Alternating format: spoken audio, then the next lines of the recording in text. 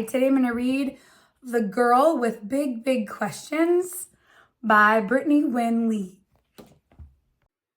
There once was a girl with twinkling eyes and a very curious mind.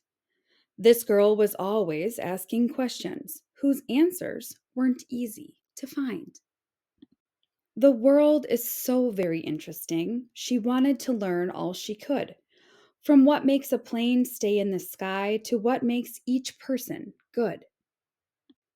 Her days were filled with adventurous glory, since her mind was so full of wonder. How long can a turtle stay in its shell? Why does lightning come before thunder? Why can't people live on the moon? What happens to stars when they fall? When will you let me stay up all night?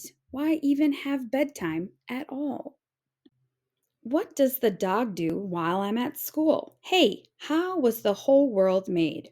And why do we have big hearts that can feel hurt and upset and afraid? Could I fly if I got a good running start? The nearest volcano is where? Are monsters real? What's Spanish for blue? Is it okay to cut my own hair? From the moment she opened her eyes for the day to the time she was tucked into bed, she asked and asked and asked and asked every question that popped in her head. At first, her neighbors, teachers, and friends tried to answer her wonder filled mind, but after a while, their encouraging smiles were replaced by the rolling of eyes. She noticed her questions were making them tense, and one day her class hit their limit. After she asked a dozen things about clouds, the class hollered, "Please stop! Just quit it!" Embarrassed, the girl tried to quiet her thoughts and not raise a voice so curious, so that no one would be too uncomfortable or even worse, furious. But one day she found the nest of a bird built low and exposed near the ground.